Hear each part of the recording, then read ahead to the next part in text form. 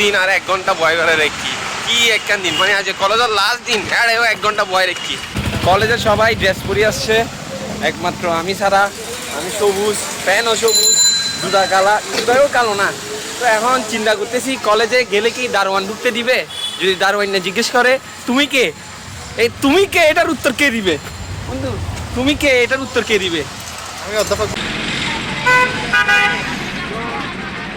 এটা হচ্ছে মহসিন কলেজ। এখানে কেটে গেছে দীর্ঘ 9 বছর, আর 2 বছর ফেল করলে 1 যুগ কাটি যাবে। এখন শেষবারের মতো কলেজে যাচ্ছি, আরিফ ভাই ভিডিও করতে।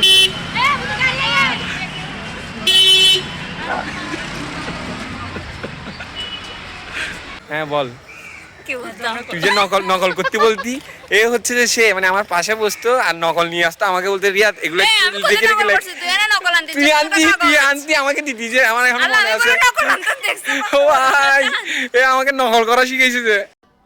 কলেজের ভাইবা অথচ প্রস্তুতি নিয়ে আসি নাই, এমনকি রেজিস্ট্রেশন কার্ডটাও নিয়ে আসি নাই, রেজিস্ট্রেশন কার্ড, অ্যাডমিট কার্ড।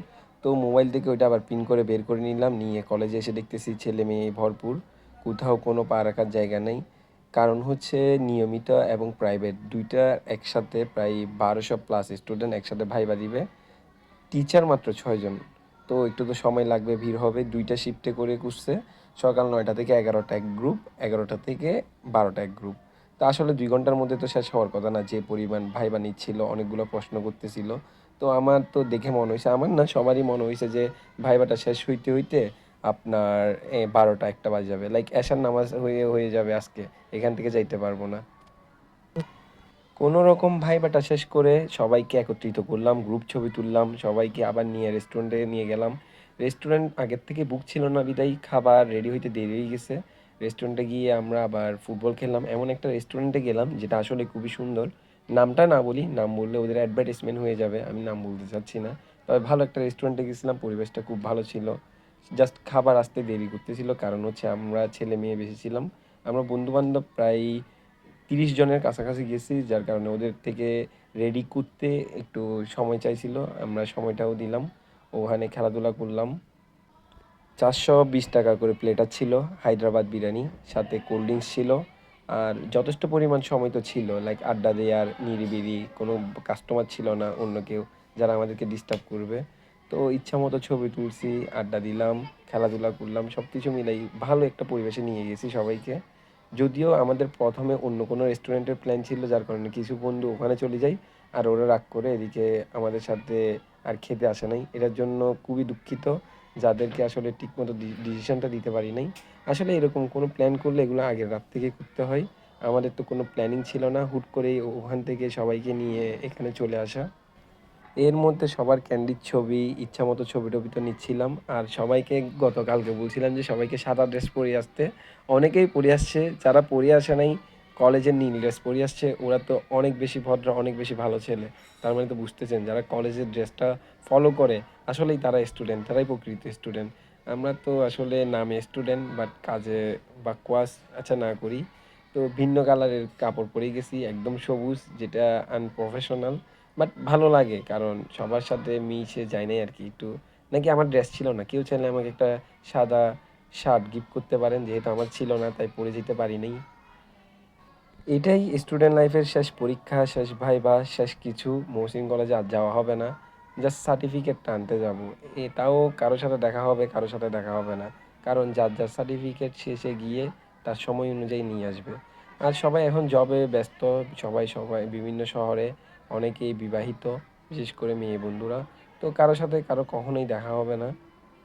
তাই যতটুকু সময় পেয়েছি, চেয়েছি ফ্রেমগুলোকে বন্দি করে রাখি, কারণ এরকম সুন্দর ফ্রেম আর পাবো না, সবাইকে একসাথে আর কখনোই পাবো না।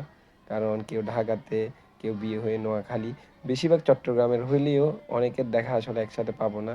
তাই যতটুকু পারছি আমি আসলে মোবাইলের ক্যামেরাটা হাতে রাখার চেষ্টা করছি, স্মৃতি হিসেবে থেকে যাবে। ভবিষ্যতে আজ থেকে 5-10 বছর পর এই ভিডিওগুলো যখন দেখব, তখন মন খারাপ করবো হয়তো দেখে দেখে, আসলে সোনালি অতীতটা ফেলে চলে যাচ্ছি। তাই আমি জানি না কোনো জুনিয়র এই ভিডিওটা দেখবা কি না, মহসিন কলেজের ম্যানেজমেন্ট ডিপার্টমেন্টের। যদি দেখে থাকো, তোমাদেরকে একটা কথা বলি, ভাইবা নিয়ে ভয় পাইও না। ভাইবাতে আহামরি কোনো প্রশ্ন করে না, যেটার জন্য তোমার ঘাবড়ে যেতে যাইতে হবে। লাইক আমার অনেক বন্ধুরা মানে নার্ভাস হয়ে যাচ্ছিল, আরে ভাই বা কী না কি জিজ্ঞেস করে। আসলে নর্মালি স্যাররা কথা বলে, তোমার বাড়ি কোথায়, নাম কি, বাবার নাম কি, কী করো, এই ধরনের প্রশ্নগুলাই করে। সাথে হচ্ছে দুই একটা নৈবিত্তিক প্রশ্ন করে ম্যানেজমেন্ট সংক্রান্ত। তাও গত পরীক্ষায় মানে লাস্ট পরীক্ষায় তুমি যে নৈবিত্তিকগুলো লিখছো ওইখান থেকেই প্রশ্নটা করে। তো ভাইবা নিয়ে কখনোই ভয় পাবা না, রিল্যাক্সে যাবা, চিল করবা, এতটুকুই বলতে চাই তোমাদেরকে। রেস্টুরেন্ট থেকে খাওয়া দাওয়া করে আমরা বের হয়ে যাই টঙের দোকানে, কারণ আমাদের থেকে এক্সট্রা কিছু টাকা ছিল। লাইক খাবারের এই প্রতি প্লেটার আসছে 460 টাকা, সবার থেকে আমি 500 টাকা করে নিয়েছি, বাকি 40 টাকা দিয়ে আমরা টঙের দোকানে চলে যাই।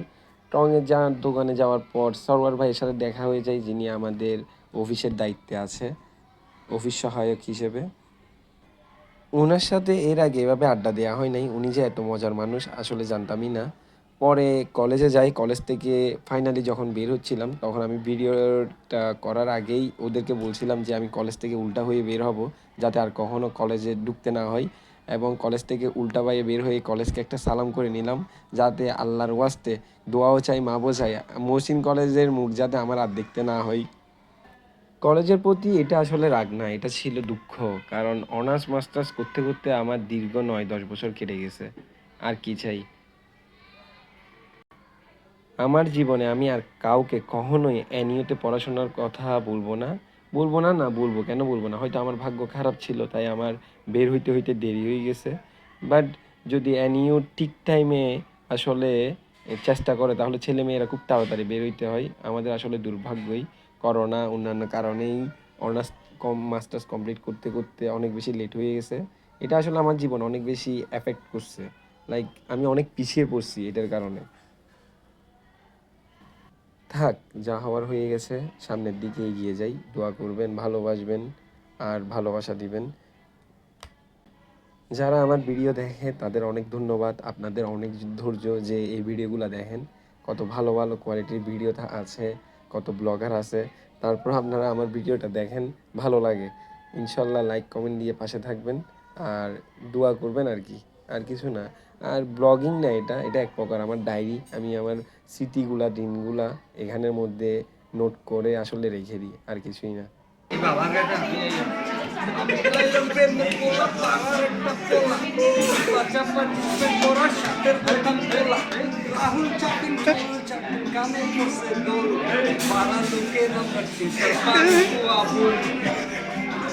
বিষয়টা হচ্ছে এখানে কিছু ব্রাজিল ফ্যান আছে গলা চিল্লাই, কিন্তু জন্মের পর থেকে কখনো বিশ্বকাপ দেখেনি।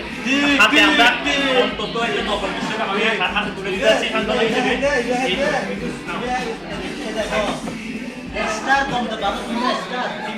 ওরা স্টার কমতে পারে, 3টা জুলেখা 5টা স্টার এখনো আমাদের 3টা জুলেখা, হ্যাঁ জুলেখা, জুলেখা, জুলেখা। 3টা জুলেখা